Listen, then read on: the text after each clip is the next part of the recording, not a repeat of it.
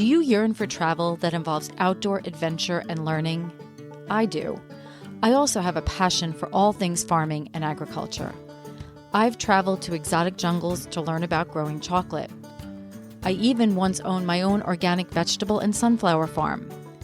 And now I'm planning my journey back to agriculture. Agritourism, defined as travel that involves some type of agricultural experience. Agritourism is all about entertaining. But the marketing strategist in me knows that at its core, agritourism is really about educating, and education affects change. My future farm needs to deliver a profound experience to all of its visitors. It needs to educate people about food, health, and climate. Join me to learn from experienced agritourism farmers and entrepreneurs and help me build my future farm strategy. And who knows, maybe one day soon you'll find yourself in a tropical jungle cutting open cacao pods with a machete, or savoring an outdoor plant-to-plate community dinner with 100 guests at a farm in Illinois. So let's tap into the agritourist in you. I've taken leaps of faith in the past, but nothing like Giany Guedjo, now the executive director at Carolina Human Reinvestment. Giany was an accountant at an orphanage in Benin, West Africa, right next to Nigeria. But Giany wanted more for himself and his expanding family. He entered an immigration lottery to come to the United States, and he was selected. And that's when the leap of faith really began. Showing up in New York, not proficient in English, with no real home and job to go to, a 1.5-year-old child, and a pregnant wife. And now, many years later, he has a second master's degree, and he is heading up a nonprofit organization in Georgetown County, South Carolina, that is having a significant impact on the children of incarcerated parents through various programs, mainly centered around growing food. And the impact is not only on these families, but the food his organization grows is having a significant impact on the greater community who is struggling to put nutritious food on their tables. Yes, it was a leap of faith that Giany took and continued to take over the years, and still continues to take to this day. He also said that his journey also required some real patience along the way. The main focus of my discussion with Giany is around the journey and the mission and evolution of Carolina Human Reinvestment. You will also see that in order to sustain and grow all the good that Carolina Human Reinvestment is doing, Giany is now using a bit of agritourism through a successful farm-to-table dinner fundraiser. And I think that if he carefully expands those farm-to-table agritourism opportunities and shows off all the amazing and highly effective farming and hydroponic systems that they created, he has a unique opportunity to help sustain and grow his impactful programs. Thank you to Giany, Kathy, and his whole team of workers and volunteers. You are doing such impactful and meaningful work for your community and to make this world a better and healthier place. This is Jen Ross, your Agritourist podcast host. I hope you enjoy my conversation with Giany. Hello, how are you? Good. How you doing? I'm good. Giany, you look cold. Yes, it is. The fact I need to move inside the greenhouse. We just finished a food distribution. Okay. I would say food packing. What is the temperature there? Because I know here it's like 8 degrees. Oh no, down here we are right around 22. Oh, so you're warm. We are still warm. Yes,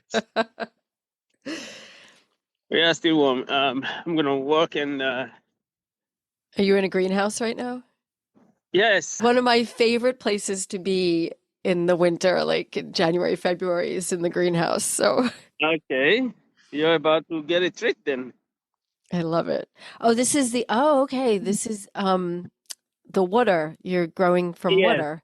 The hydroponic, yes. Excellent. So Excellent. this is So who designed this for you? Like, did you work with a No. company or you?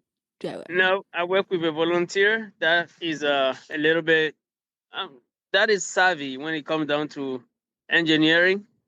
And we end up with this system, but originally we bought the tower garden. That is a vertical. I know exactly what that is. Yep. These guys. Yep. Had one And of then those. we had Yep. the donation of pipes, like those guys. And he's like, if we can grow this way, I'm sure we can make it work this way. Yep. And then we start brainstorming, and by the time we know it, we So have the first system. how do you know? My whole thing with hydroponics that I always question is, Yeah, obviously growing, and I just wanted to know your opinion on this. Growing in soil to me is so important because of all, you know, the nutrition from the soil, especially yes. obviously if it's a healthy soil and, you're treating it as a healthy soil. So how do you replace that? Because when I talk to people like about hydroponics, I never get really good answers about how you're replacing the The nutrition from nutrient. soil into the water without creating a chemical nightmare. You know what I'm saying? Because a lot of people are Yes. like, well, we put this special package that we get from this company in it. And I said, well, what's in that? And they always are like, well, I don't question that. Well, to me, obviously that I think that's critical because, Yes. so I would just love to know if you don't mind, what do you No. guys do with that? Yes. So we do both, right? As you can see here, this is the Yep, my plant in favorite. the dirt. Yep. Yes, right. So one side is hydro, and the other side is the traditional, you know, growing in dirt. And we have our own, like this Yep. table. We have two tables like this. We call them, those two tables are pool. Okay. And the pool is because if you look at this guy, it's sit in the water right now. Yes, I see that. Yep. What happened next is that the root system try to drink the water. That way we have a deeper root in the soil. If you water from the top, the roots tend to come up, reaching out to the waters, and then you don't have the good, healthy root system. So we have two tables like this, and when they are babies, we let them swim, and whenever they are wet enough, we lift them up so they don't touch the water for a Got it. little while. Okay. Now, the hydroponic system, we did some study and some look around, and we came up with first when we bought the tire garden, we bought the nutrient from the company that designed the tire garden. Then we look into the nutrient and we find out that there's three core nutrients in that component that is really nutritious for the plants and at different level. So not all crops can use the same strength of nutrient in the system. We broke down the nutrient package into three core nutrients, and we bought that. We were able to buy that from Amazon in a crystallized um, stage. So here is our station where we create the nutrient. I have a group of volunteers that come in. All they focus on is to create the solution to go into the system. You see that big barrel here? Yep. Yep. We have one that is buried in the ground right there, Oh, and wow. that help to keep the temperature level because it's sinking the ground. That water in there keeps that temperature. We have a pump in there that pump it through this pipe and take it all the way to all the table. And then by gravity, it comes back through the pipe in at the bottom. Wow. So the pump it up and it comes back. And is it on a timer? Is the timer. It gives us 3 minutes every 15. So then the plants get to rest in between, and that's how the system works. From seeds to full mature growth, grown head of lettuce is only 6 weeks, and this is where we start them. This is Nice. our hot. I would say the tent where is always hot, right? It's a hot house for them. So when they are babies, we have the temperature control in here. This is the next one that will go to the nursery. Those are only 4 or 5 days. Wow. So we have them in stages, so we never run out of a crop. This system and this one, those two are our nurseries.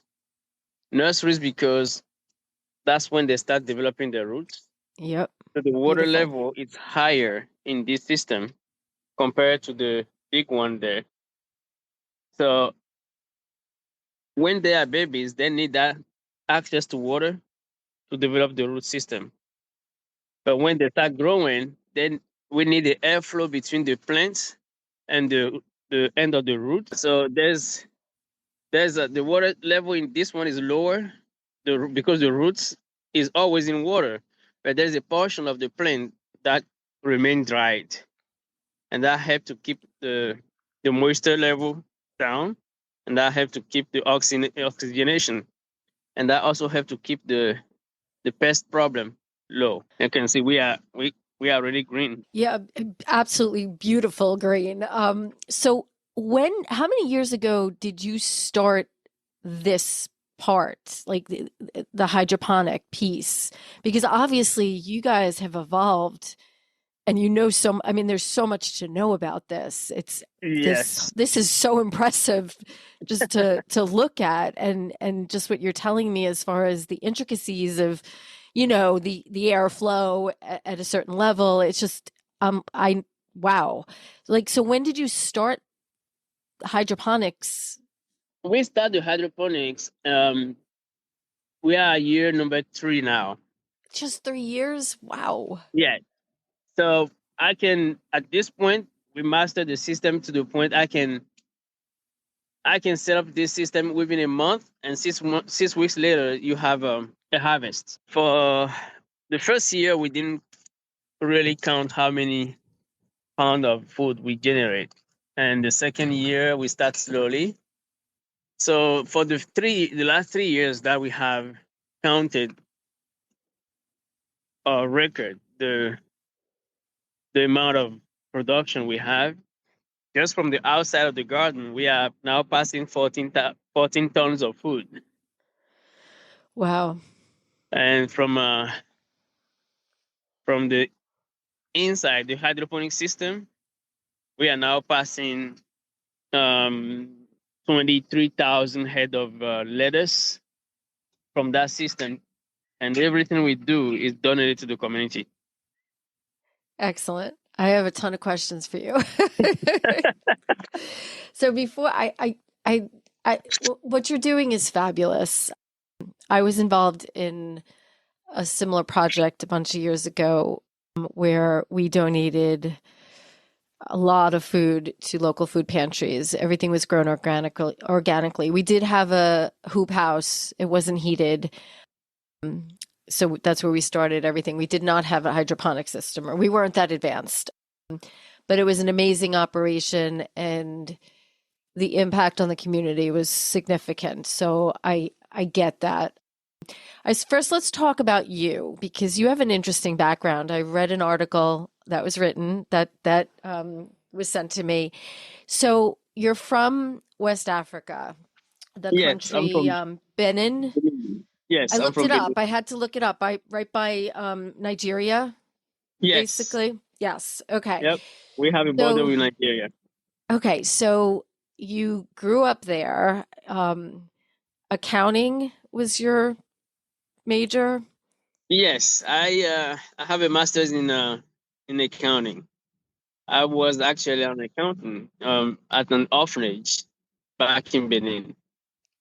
Uh, I'm sure you want to ask how you end up here. Well, it's funny because, just so you know, I have an accounting major too. Oh, okay, cool. Yes, But I never did yes, accounting. I just was that's very like, cool. I ended up not doing accounting. I'm a numbers person. I like numbers. It's great for I running a do. business and the Yes, financial piece and the analytics, but I really preferred my hands in the the soil. social action, right?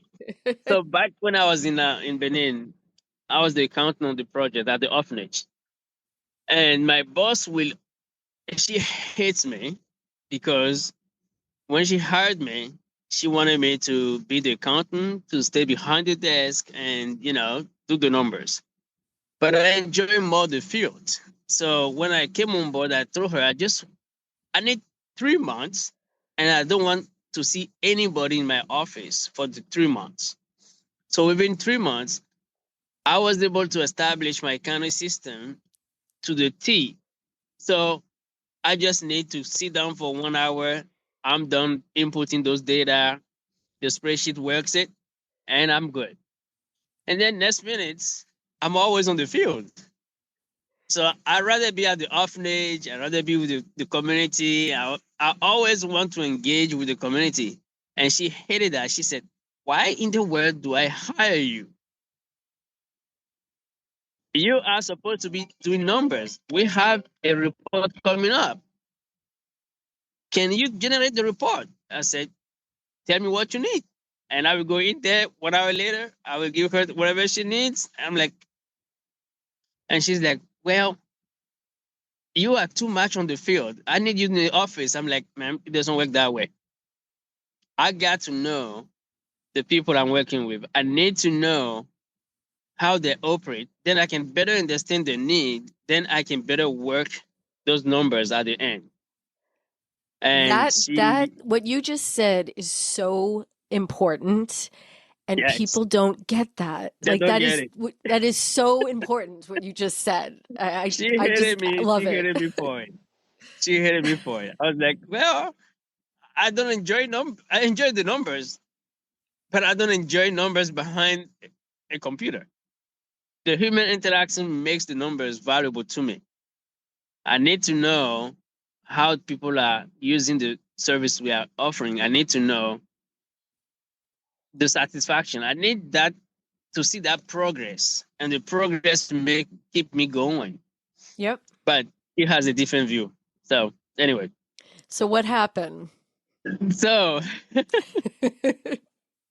what really happened is my son was born,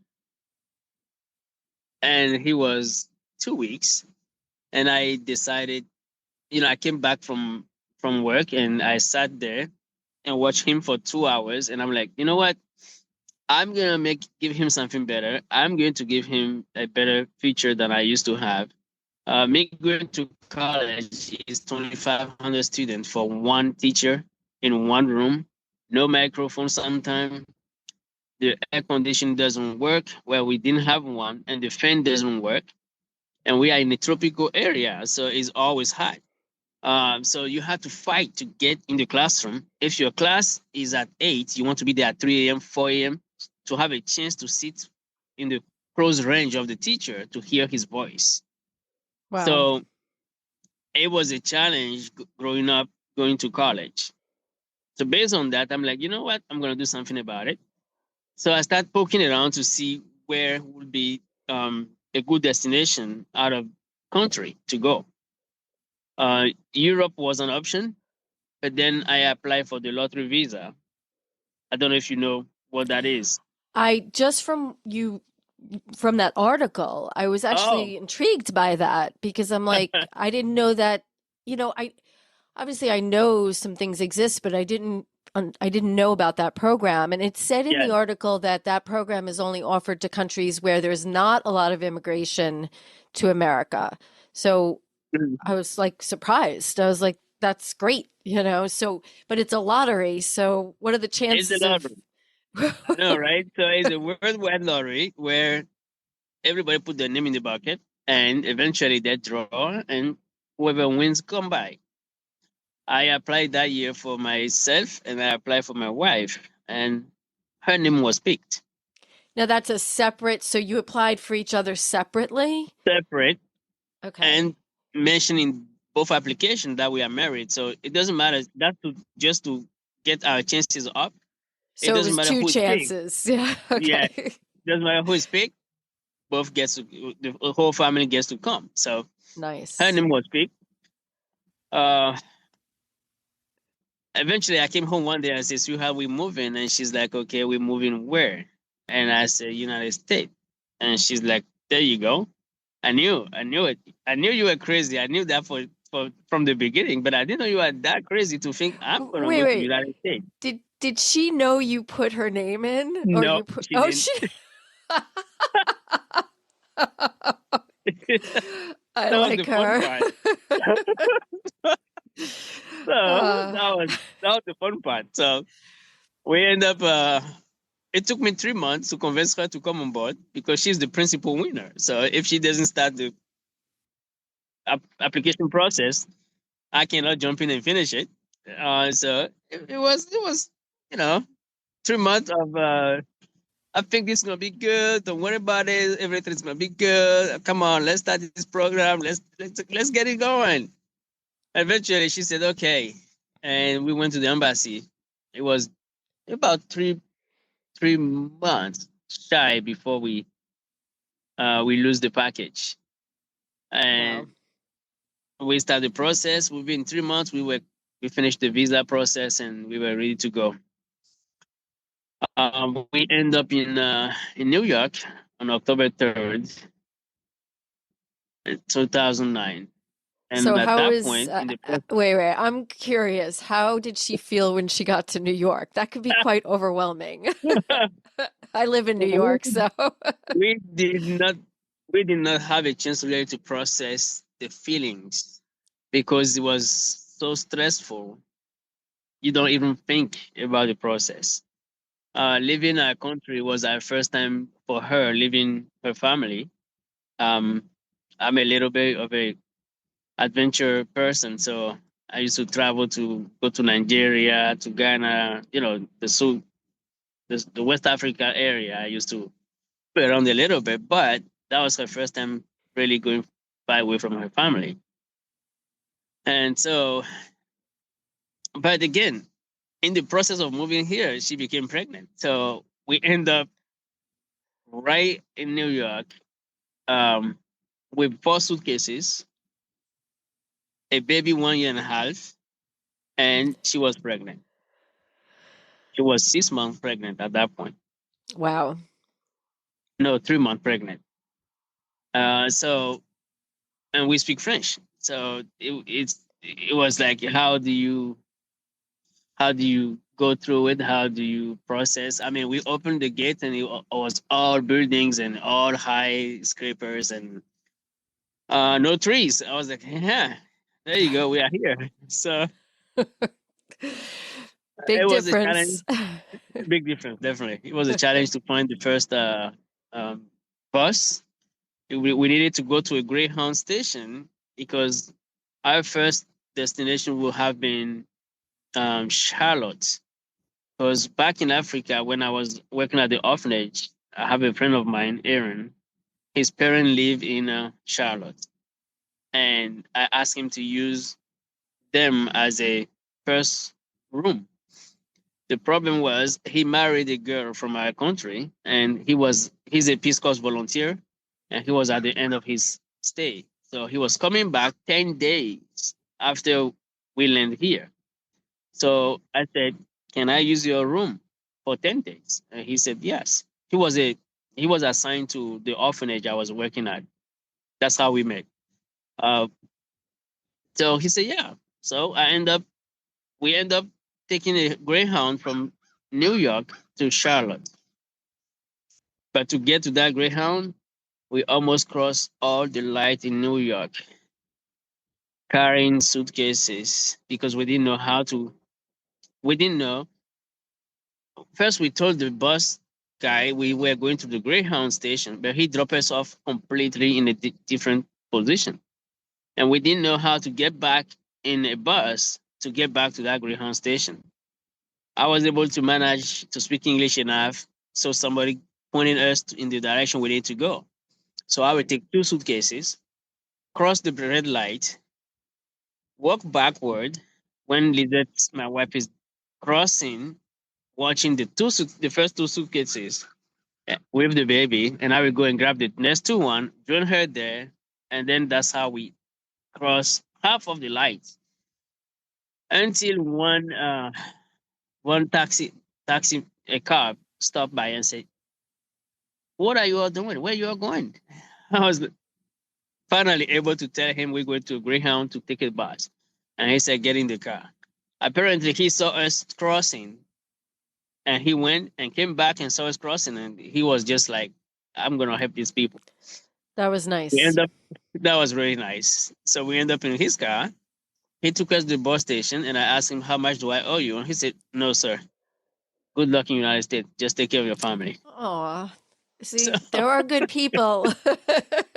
yes, yeah. I love that. I like that story. So That's how we end up in at the Greyhound, and we took that bus all the way to Charlotte, met the family, stayed there for 10 days, and within those 10 days, I was able to find a.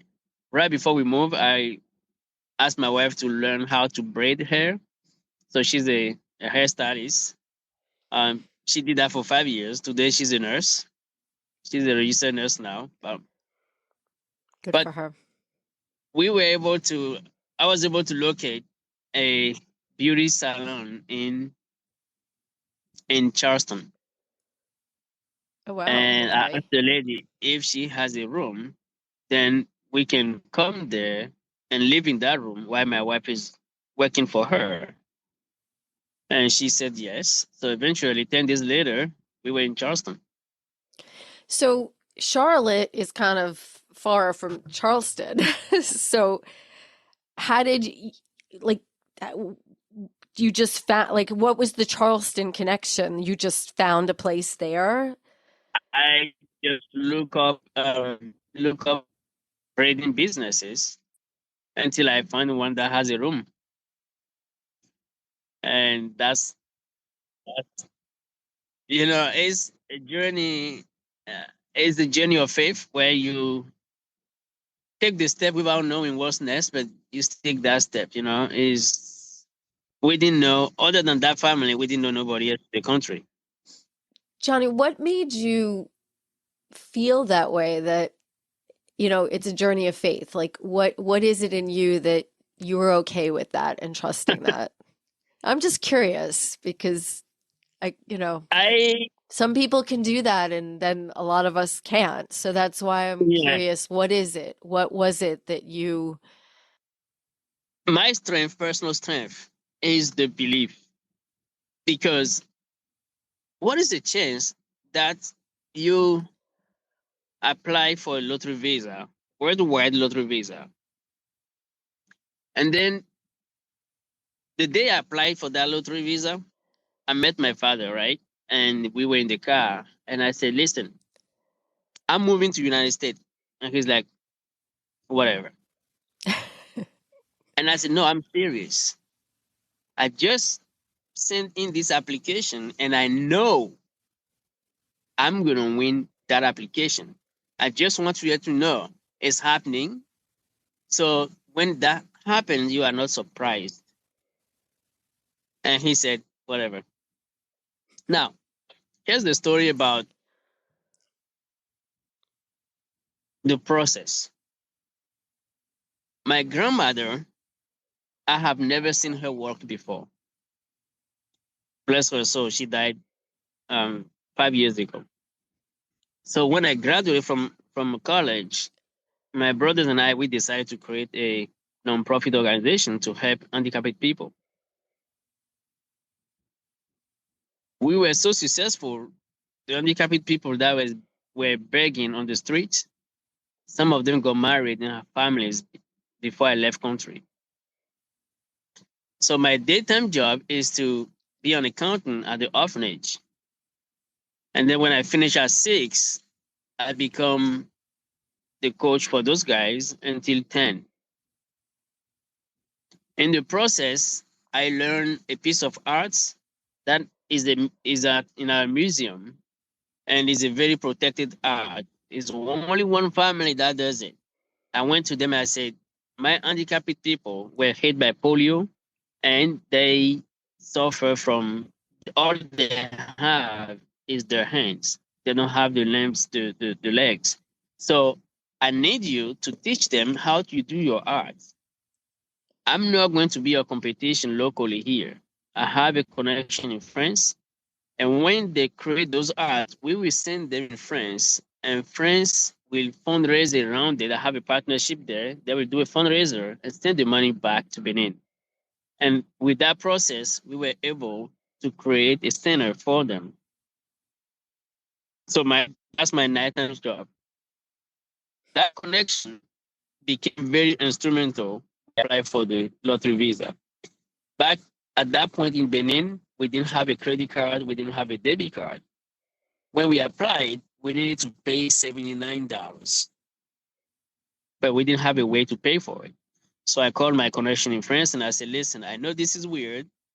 I will pay you money back, but I need you to make $79 payment to this program.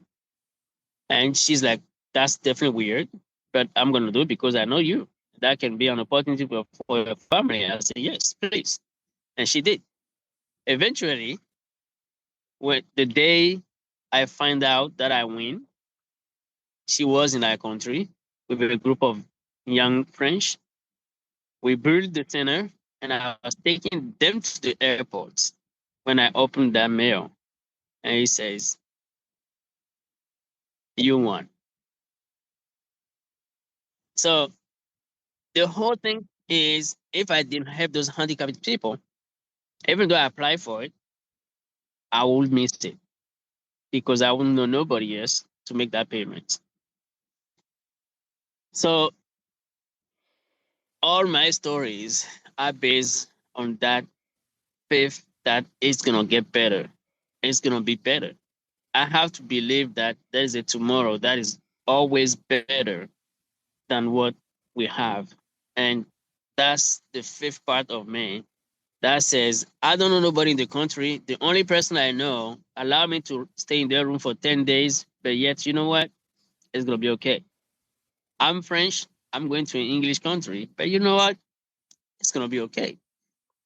And I'm lucky enough to have a lady that is my partner that can believe in my craziness. You know, moving from Africa to United States, pregnant with a baby a year and a half is a different ball game. Yep. But yet she eventually came along and we took the step. So, okay, so you're in Charleston now, Yes. and she's We're in braiding hair, She's and braiding her yep, and and I'm you looking for are, a job. yep, okay. And I couldn't find any. Eventually I found my first job that was working for Subway, the restaurant Subway. Were you So frustrated? Was that a frustrating process, knowing oh, oh yeah. you have all these skills and you're And you can use it. educated and Yes. you can't find something. It's very frustrating. One other skill I have is patience. I knew it's going to be a hard process. I knew it was not going to be easy. So I prepared mentally. I prepared myself to that moment where it's going to be hard. So when I came in, I was okay. The first 3 months, every day I will work at least 6 hours, 8 hours looking for a job because we didn't have a car, we didn't have a bicycle, I didn't know nobody. And the lady we are staying with was no help because her goal is to keep us dead as long as she can, because that way she has a free labor. Right. So I was on my own. Eventually, I met the the owner of the Subway, and he said, "I'm open to hire you, but I don't have a position in Charleston. My position is in Georgetown. Are you willing to move?" And I said, I have zero attachment or connections to any location. I will go where the job is. So, yes, the only requirement is my wife is pregnant and she has been seen by MUSC at that point, and I want her to have the baby safely here. After the baby is born, you name it, we're going. And he said, okay. So the baby was born in on March 9th, 2010, and April 16, 2010, we were in Georgetown. So that's how we end up in Georgetown. I always say we didn't pick Georgetown. I guess Georgetown picked us. That's how we end up in Georgetown. That same year in November, that owner sold the restaurant to a different guy, and this guy came in and fired everybody from the store. At that point, I was working 60 hours a week to make ends meet, and there's other stories in between that if we start talking about it, we will be here the whole day. Promise. So, we'll be here the whole day. So when he did that, though, I was frustrated. I'm like, you have no idea who you have in your hand, right? I have a master's degree and I work for you for 7.5, and you let me go. And I told him, if you let me go, working 60 hours here, you will have to shut down this store because I know. 3 months later, the store was shut down. And a week after he did that, though, I was enrolled back to school. Because once that happened, I'm like, you know what? I know better. I value better, and I know my value. So I'm going to go out and go back to school. I registered to Webster, and December 1st that year, I was fully registered. January 1st, my first semester was on, and 11 months later, I graduated with a master's in business. Victorian for the entire city that year. Student of the year. I slept maybe 4 hours a day for the whole year. That's how determined I was because I was just frustrated to work for 7.5. Eventually, I worked for Walmart. That Subway was inside Walmart, and Walmart. When that happened, I went to the manager, and they said, "Yeah, sure, come on over." So I transitioned from Subway to Walmart, and while I was in Walmart, I was taking the classes to get my master's in business. At my graduation, I spoke at my graduation. It was no dry eye when I finished my speech. I went back to Walmart and asked them to let me have access to the assistant manager position. But back then, they didn't want to.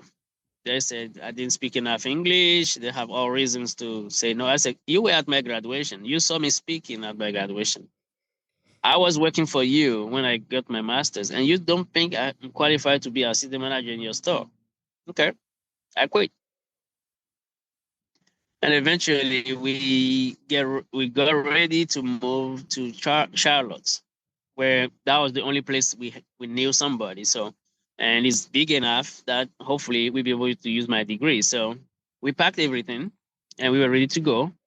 And my wife says, "Let me take one more customer before we leave," because somebody called, and she's like, "Let me take that customer." I said, "Okay, you take it."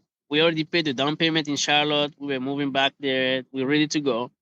And this lady came in and saw on the wall, I have the plate they gave me after my speech, valedictorian, student of the year. So she saw it and said, "Oh wow, who has this?" My wife said, "My husband," and she said, "We're looking for a job. We have a position in our organization. We're looking for a director. Do you think you would be interested?" And I was there. So I'm like, "Oh yeah, absolutely." That's how I became the director of Carolina Human Reinvestment. But I always tease the kids we work with and say, get that paperwork because you never know when or how you're going to use it. But just get it because if you don't have it, you can't use it. That's how I found my job. Who was the woman that, like, who was she? Was she on the board? Was she just a volunteer for the organization? Her name is Brandy, and she was the program director for the organization. Okay. Unfortunately, she died 2 years ago. 2 years ago from breast cancer. That's It pretty was, amazing, though, that she connected you like that. yeah, So, wait, so in that yes, moment, they're looking for they're looking for the director. Was there someone in that position that left, or was it a new position yeah. because the organization was just getting started? Like, what stage was the organization in at that So point? the organization was they started the organization in 2008. Okay. I came on board in 2012. They had the Okay. director that left in 2011. So let's say 2012, early 2012, the director was transitioning out. And the organization didn't have any strength before I came on board. The budget when I came on board in June 2012 was about 12,000. All right. I So, took the position. okay. Honestly, I took the position because I have a master's degree, and no matter where I send an application, nobody wanted to look at it first because I have a weird name to start with. And second, most of them think, okay, he's coming from a small economy. He cannot understand our economic system. So I was not getting lucky to get a job. So when I saw that position, my first thing was, I can get in there and use it as a way to build my resume. And so that was my first intention. But then eventually I loved the mission and I became passionate about what we do. So I So raised tell the me, organization. before we go into you and the organization, when you first came in, what was the original mission the same as it is now, or has No, it evolved? So what was, when you came in, what was their mission and where were they at with that the mission? organization was originally designed to work with ex-offenders. So my first job was interacting with ex-offenders. I usually to go to the federal prison, the state prisons, and I meet with the the previously incarcerated people Okay. getting ready to be released into back into Georgetown County. So I will meet them at the state prison or the federal prison within 6 months of their release. Then I design a plan with them. So when they come out, the plan is already in motion. I know them already. I know what they can do. If they have passion in landscaping, they have passion in working in the restaurant. Then I come back home and find connections where when they come out, I can place them on those jobs right away so they can start building up back up themselves. So that Okay. process was was my process. But it was a very hard program to fundraise for because not many people are into helping those that section of the community. So in 2014, we did an assessment and we did a strategy planning. We went through a whole assessment of the organization, the mission, and what we want to accomplish. And what we did with the board, we agree that it was hard to try to fix the problem at the end of it. So we moved into the prevention, and the prevention focused on the children impacted by incarceration. So now I still go to the prison, meet with the inmates, but the one that have children. So when I come back, I reach out to the families and now work with the students to prevent them to fall into the incarceration system. Surveys are showing that a kid that is impacted by incarceration have 70 to 80% of a chance to be incarcerated himself or herself at least once in his lifetime without intervention. But with intervention, that chance is lowered all the way to 20 to 30%. So prevention became our thing where we start focusing on children. Wow. Eventually, we run a mentoring program to show the progress we did with the team work. We did we did a the teen pregnancy prevention program. With that program between Horry County and Georgetown County, we served about 750 students within 4 years. The rate in Georgetown County per 1,000 capita back in 2011 was about 39%. In 2017, when we stopped that program, it was down to 13%. Wow. Yes. But I was not satisfied because it's a one-time meeting with those kids, one-time workshop, one-time, good interaction. They make progress, but yes, they didn't have babies, but are they making progress on the other aspect of life? So from there, I create an after-school program, partnering with the Department of Juvenile Justice. It gave me a chance to see them daily, and that gave me a chance to mentor them. And I know we're making impact on those kids. But no, prior to that, when we finish the teen pregnancy, we create a program called Amachi. Amachi means who knows but God, what He put to these kids. So we try to help the kids to reach the full potential they have. But the way we did that is to connect them with our mentors. It's almost like a big brother, big sister program. Yep. Actually, it's designed after that program. Okay. So I had 108 mentors within the community, meeting with 108 kids throughout the community. And it was a great match. They have 1 hour session per week. And then every month I gather all the mentors together so I can get a feedback from them. And then we make adjustment as we go. That was tremendous. We have lifetime connection with some of those kids now, with those mentors. They are still continue to meet. But I was still not satisfied because I was not seeing those kids daily to see the impact. The mentors, yes, I seen them and I get to see the mentors once a month, but it's not giving me the full satisfaction of impacting those kids. So then I end up creating the after school program. Today we start with 10 kids. Today we have 83 students in 5 campuses. We were able to partner now with the school district, and the school district allow us to be on their campuses. We are on 3 school campuses. I'm hoping to be on 5 by the end of next year. We are on 1 school site. In the process, most of my work is around the low income community. So the housing authority reached out to me and said, why don't you move your office inside the housing authority where the project apartments are? So then they allow you to have access and serve that community in a better way. And so now my main office is inside the housing authority, and where we have also an after school program for the kids there.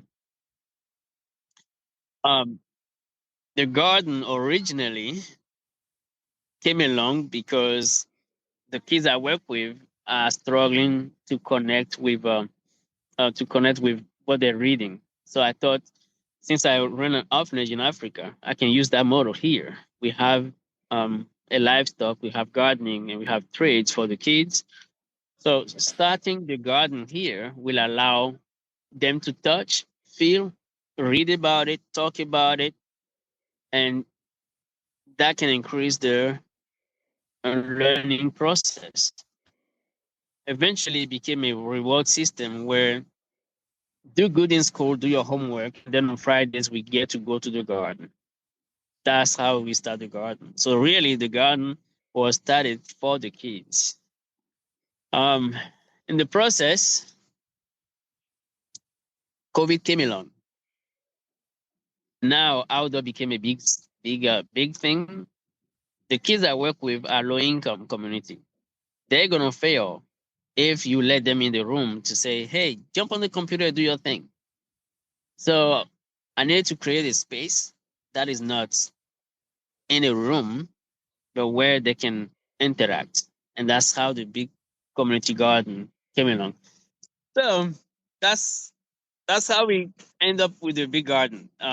We wanted to create that space for the kids and safe space where they can really not fall behind. But then when I start, it was a brutal summer, and everybody said, "This is a little bit too much. Come on, slow down here." I'm like, guys, it's COVID, and I think people gonna need food. Based on my experience from Africa, people are gonna need food. The low income community is already under pressure. So if we can make this happen, that would be the answer. Eventually today, we have harvested and donated to the community more than 14 tons of food. So I'm very That's proud of what we created. I'm very, very proud of the process. And so. So you have like on your websites, you have, I guess, I just want to clarify. So the Carolina, so you have four programs that are listed: Carolina Kids, um, the Farm to School, the Community Garden, and the Food Share Georgetown. yes, so let me go through them.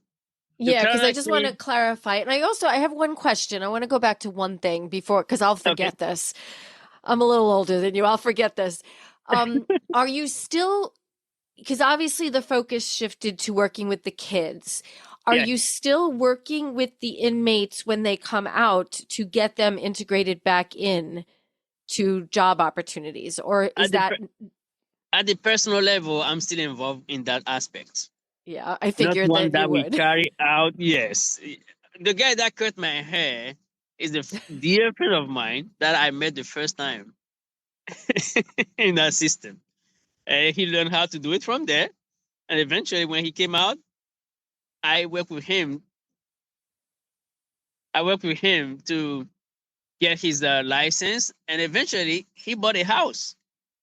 Right, and he works. So whenever I need the haircut, I would say, "Hey, where are you?" And he'll be, "Okay, I'm coming." And he cut my hair. So I'm still involved with that.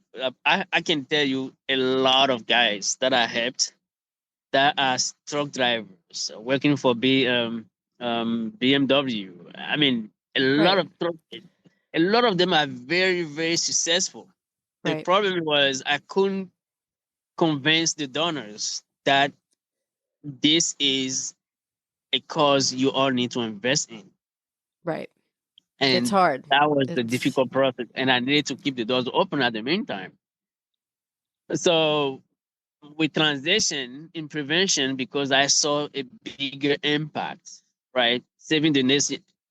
If with intervention, eventually those guys that were incarcerated at some point, if they were exposed to some kind of intervention 20 years ago, they won't end up in those positions.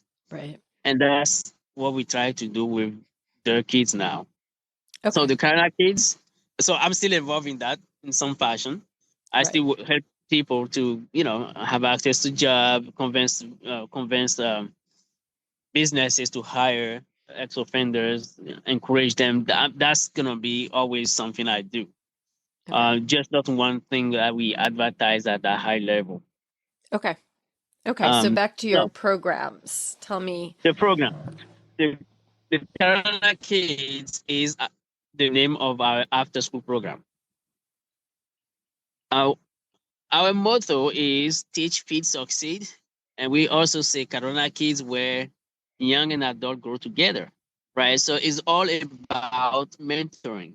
It's Yep. about the older giving back to the younger and the younger learning from the older and recycling the concept of learning.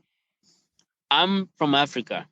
Everything I do, even speaking English, I learned that from here.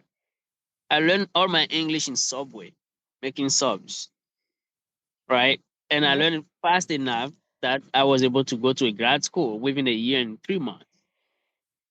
Everything I do, I learn from somebody. So for me, giving to this younger generation is very important, especially someone like me. I made a decision to move my kids here. My kids didn't choose to come here. So when I wake up every day, my goal is what am I going to do today to better the environment so that I can sustain them when I'm not around. So Yep. that's my personal goal and my responsibility toward my kids. So mentoring is very big for us. The Carolina Kids is an environment after school program where we have the students and help them so they won't get in that trouble. Kids tend to get in trouble after school when they are unsupervised. Families we are working with have 2 jobs, 3 jobs, and eventually are not around. That's when the kids get in trouble. So if we can save the few we're working with, we're making progress. Yep. So that's Carolina Kids. Summertime, we create the summer program for the parents, and we have the kids all day long from 8 to 3. Help the parents to go to work, knowing that the students, the kids are covered in our by our program, and we run 5 days a week. Now, the interesting thing is the community garden. We talk about the community garden already. You know what Yep. that is. Yep. But again, the community garden started because it was a program offered for the kids. But COVID prevented that to be a reality for the kids. When it was just for the kids, during COVID, when I was at the beginning of it, the kids were always here. But when COVID rescinded and kids went back to school, they didn't get to see the garden anymore.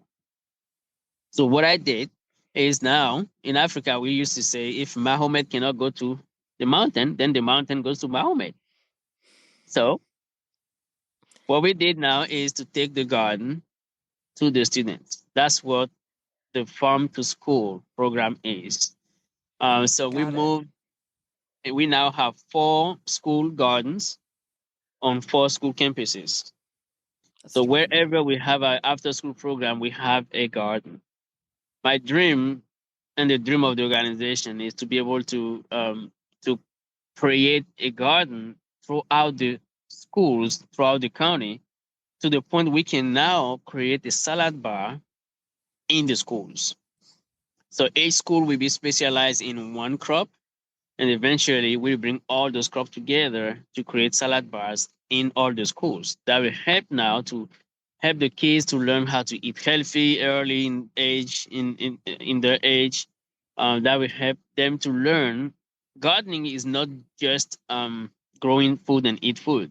It's also the science behind it. We talked earlier about how to mix the right chemicals to get the right Yep. nutrient and what Yep. type of nutrient is good per crop. What the kale needs is completely different than what the lettuce needs Yep. and what the tomato needs. So all those, there's a lot of science attached to it. And my hope is that to be able to work with the school district. So at some point we can create that synergy where we have a curriculum to engage the kids in a high-end science-based program. Um, when you look at gardening in school, there's a marketing aspect that comes with it. It's a whole business line up.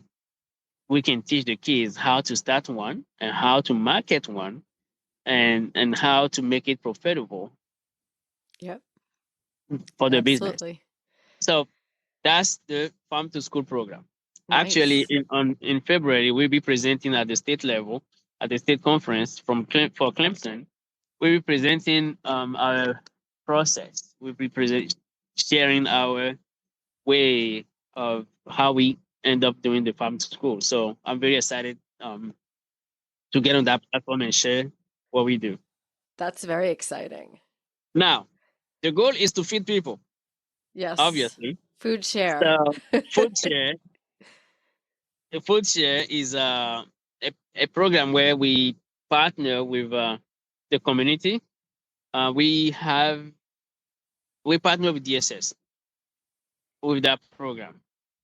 Um, every 2 weeks, religiously for the last since August 2021, we have served the community with food boxes.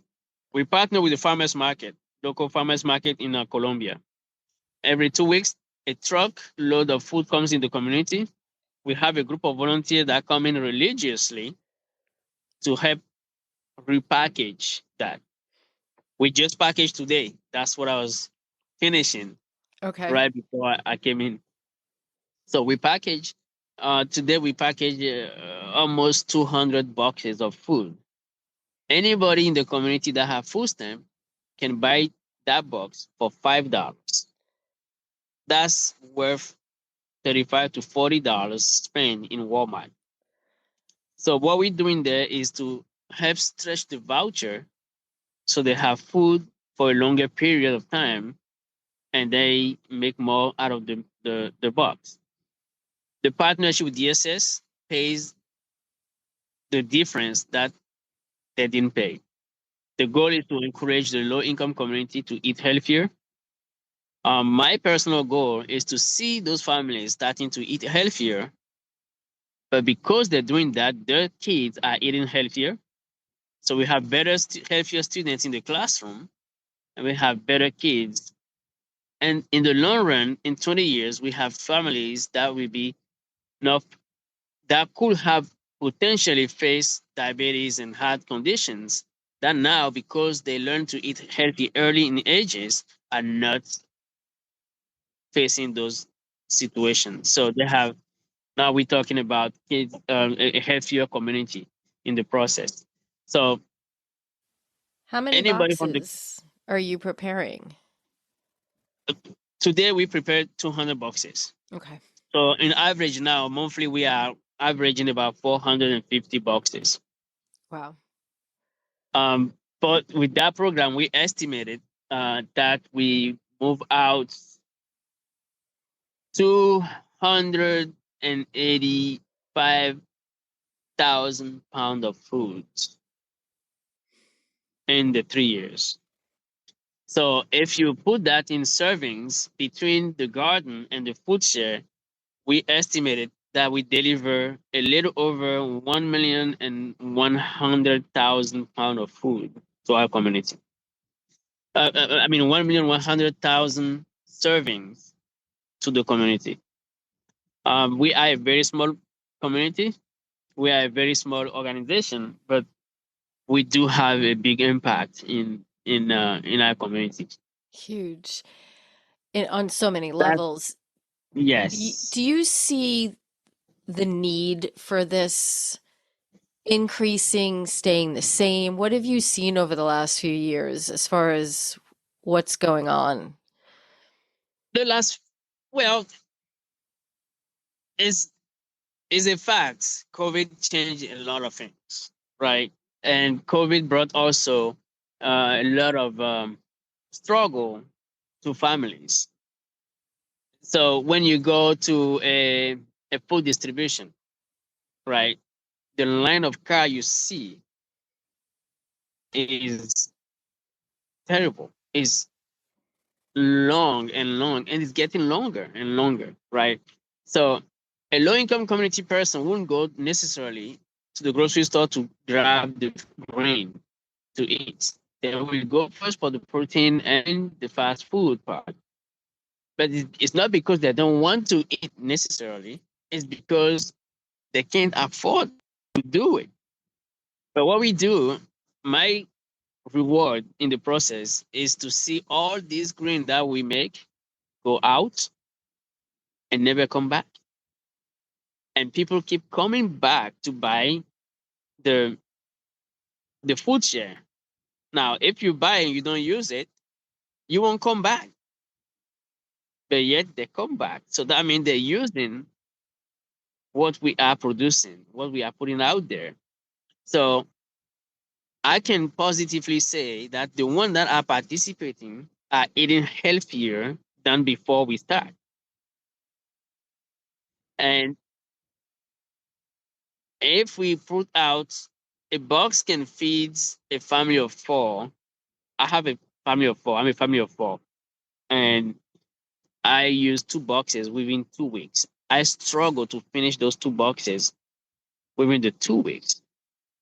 Now, imagine how many people we are feeding with the food share program, let alone the garden.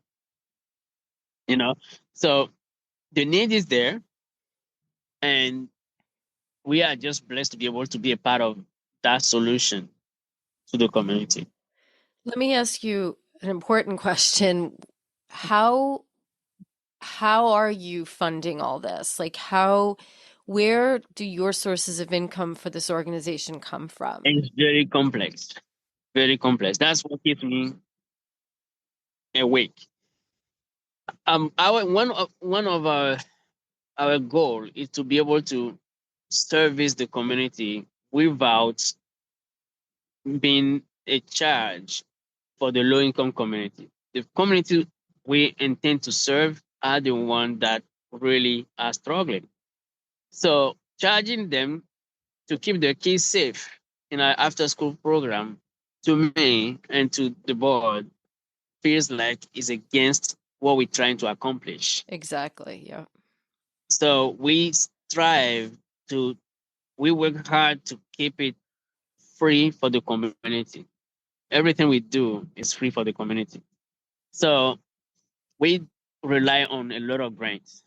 We rely on a lot of donations from the community. Uh, Okay. we we do fundraisers. Um, we do a lot of outreach to keep the doors open. That's the struggle. Um, where we are now, my trouble is to control the growth and the resources. Right, to balance the growth and the resources are quite a challenge. So, but we make it work. As you know, is we apply for several grants, but grants are just in and out. Either you get them or you don't get them. Is you can get them this year and next year they're no longer there. So Yeah, it's a lot of work, and you don't, yeah, like you said, you either don't get it or you get it, and then it's just for yeah, this year, yeah, and there's a lot of stipulations to them too, yeah. like There's a lot of reporting. Some of them just give you 500, but they want 10 pages of report. exactly. You sometimes wonder, like It's amazing. I'm I telling you. I don't get it. And as far as fundraisers go, what do you have any major fundraisers that you do? Anything that is a very reliable fundraiser for your organization? So far we have two. We participate in the Palmetto Giving Day in May, Okay. and that's a the Palmetto Giving Day is a national giving day, but one locally here that is put together by a local foundation here, and we participate in that. That gives us a sustainable, a good part. I would say 20% of our budget. Then we have toward the end of the year, we have also the farm to table dinner. We have a very, if you look through our pages near October, end of October and November, early November, you will see a lot of pictures of that. It is Okay. fabulous. We sold Yes. out in 3 days. So, That's what I was going to say. Like those types of events, those agritourism types of yeah. events, given like just the tour you just gave me, Yes. people like that, people are definitely attracted to those things. So I think that could be something to leverage and, Hmm. you know, potentially, create a good fundraising opportunity for the organization. Because you are a Yes. wealth of knowledge when it comes to this. And I truly enjoyed that little tour that you gave me, and it was virtual. If I was there, I'd be really, but yeah, It's so something to see in I think person. I think you definitely have an interesting opportunity there to really dive a little deeper into potentially. So, Yes. The challenge I have is the garden is only 4 years old. So I'm still struggling to find a complete full marketing package to be able to really cash in on that end. Um, the farm to table is only our second year doing it, and it was very successful. The 2 years were very successful, and I think we will keep doing that. But it's also it's also the manpower to leverage those kind of activities. We before COVID, I have only 3 staff. Now I have 14. wow. So yes, Wow, I didn't so, really, wow. so you can I'm imagine impressed. why I don't go to sleep, right? It is. the growth, like I said, the growth is serious, and I just had to find a way to manage the growth and the resources to be able to carry the work out. So it's quite challenging. No, it always is. I want to be mindful of your time. I just want to ask you one final, like a final question. Like, so it's been how many years since you're in the US now? When did you come? 15 What year? years. Wow, congratulations. Thank you. So when you reflect back, and so now you're at this moment of time where you're the executive director of this organization that you've taken on this evolution and that's having such a significant impact in the community. Um, like, you have a family of four, your wife is a registered nurse. Like, how do you reflect back? Like, what are your thoughts when you reflect back on this journey so far? And I say so far because I know there's probably a lot more that I know you want to do. Um, I think there's there's no the main thing is that there's no regrets, right? I'm glad I took the step I took back then. Um, will I do it again today? I don't know. I was 28 when I did that, and I had all the energy. That was great, and I was foolish enough. These days, I'm a little bit more cautious. That's what happens with age and having kids. So that's part Yes, of it. yes. So I'm I'm thinking I will have to think over again before I make that kind of bold decisions. But there's no regret. That's for sure. The main My goal has always been offering the best to my personal children, and seeing them thriving in school is is a joy for me and my wife. Um, we set up the stage where they know education is key, so they are all A's in schools and all A and B's. So they're striving to they're on a right slope, and that I think we in that department we definitely achieved what we wanted when we make the decision of moving here. My dream is always to be a part of the solution to in our community, and the main reason again is to make sure we are living a legacy of a sustainable environment for our children, and that's the goal, and that's why I do what I do for the most part. Um, my wife always asks me what's next, and I always say I like to think 10 years ahead.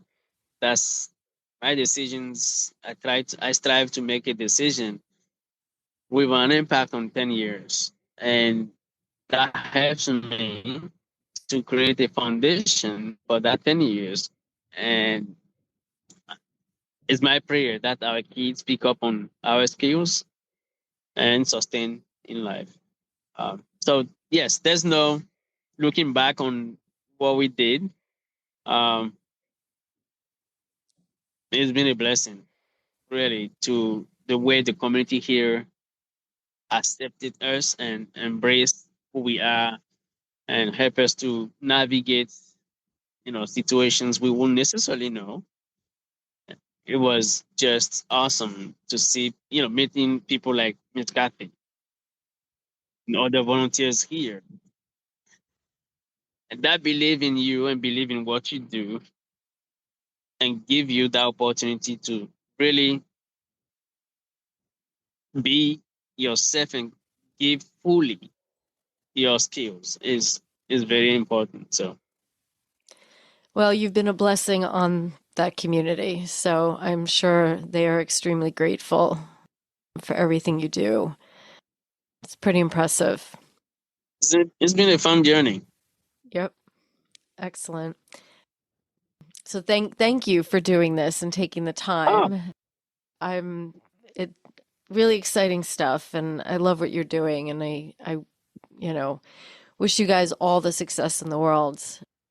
All right. Thank you again for having me, and talk soon. Absolutely. All right. Take All care, right. hon. Bye-bye. Bye-bye. I hope our AgriTourist podcast prompts you to think more about where your food comes from, whether it be your vegetables, fruits, meats, and even those sweet treats. Don't forget to subscribe and share this podcast with someone you think may truly benefit from or be inspired by it. Visit us at agra-tourist.com. Until next time.